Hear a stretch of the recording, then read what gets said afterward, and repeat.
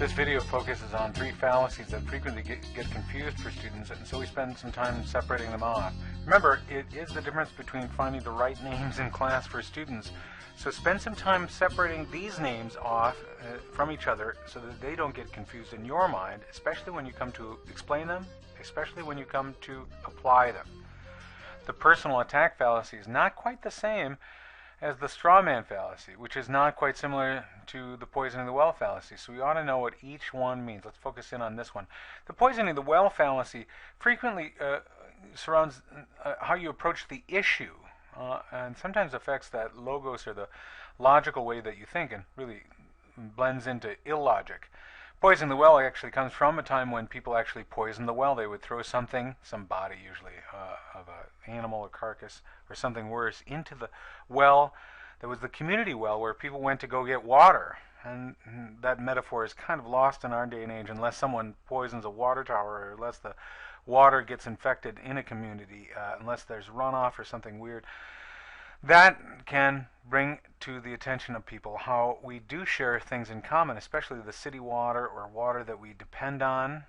White Bear Lake is a perfect case in point of where one person's water affects another person's water too, but we don't go into those in too much detail unless we live there. Let's think about this for a minute. Someone poisons the well, they're not going to draw any water from the well. Somebody poisons the well in an argument, they're not going to want to touch the argument. It's really about prejudging the issue itself. You don't have any good debate after someone prejudges and poisons that well. You can start it by simply saying, obviously.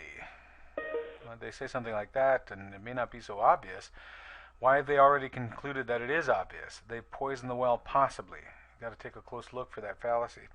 And to that end, we want to avoid fallacies. We want to avoid logic that tends to prejudge issues. It should be straightforward. We use language which is neutral. We don't show that we've already decided on an issue, or we're more persuasive when we explain how we came to our decision about an issue rather than prejudging it from the start and not walking through the steps. If you like, this is like showing your work in math, showing that you've mastered and understood how something is the way that it is, and not just presuming to know the answer and without walking us through the steps.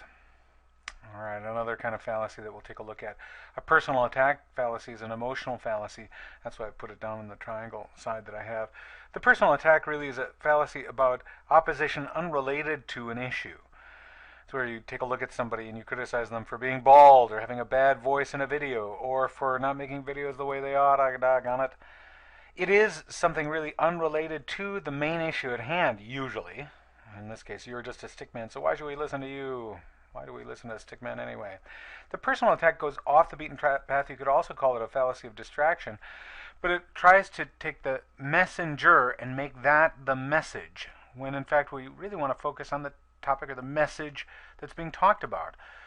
Someone could be bald or have a bad voice or whatever, but they may be totally unrelated to the topic about which they're talking, in which case we got to zero in on what is most important, which is the subject that they focused on. That's the personal attack fallacy. It tells you both what the personal attack is and how to avoid it by what?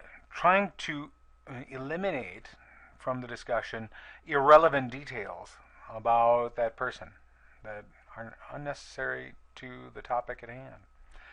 The last fallacy that gets confused quite frequently is the straw man fallacy. Here it is again. Another emotional fallacy, actually. It's over on that corner of the triangle if you want to map it out. The straw man fallacy is a fallacy about mischaracterizing and distorting what the opposition says so it can be knocked down like a straw man. That's where that comes from. If you're a big Wizard of Oz fan, you can figure that one out. Let me get back to my little drawing here. I just wanted to back a little bit away and then it took me too far away. Okay, here we are. So here's our straw man fallacy. This stickman guy is saying something. What's he saying? We want to know more about it. A straw man fallacy is the kind of fallacy, if I can go into my editing mode and just do a little highlighting, where we mischaracterize what's being said as this thing over here, when in fact what he really said was this thing over here. Well, we have to be careful because we don't want to mischaracterize what that person said. If we say that someone said something that they didn't really say, we've gotten them wrong, and no one likes to be gotten wrong. So the straw man fallacy is exactly that.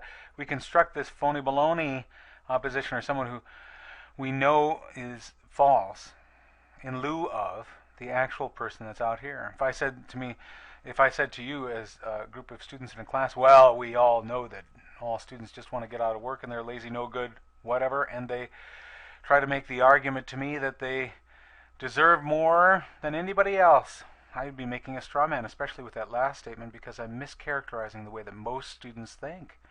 You don't think that way. You don't say that stuff. If I'm talking about what you say in an inaccurate way, I'm committing the fallacy of straw man. And if you look at my example, actually it has examples of all three fallacies in it. But the last sentence is the straw man fallacy, when I mischaracterize what you say. Straw man fallacy about what someone says and mischaracterizing that. The personal attack about something irrelevant to what you say altogether. And then, I don't want to mess up my graphic here, the poison the well fallacy when you prejudge the issue. How can you understand these fallacies? Draw them out yourself. Start applying them to specific circumstances that you have in mind. Then you'll be able to better remember these. All right? Good luck.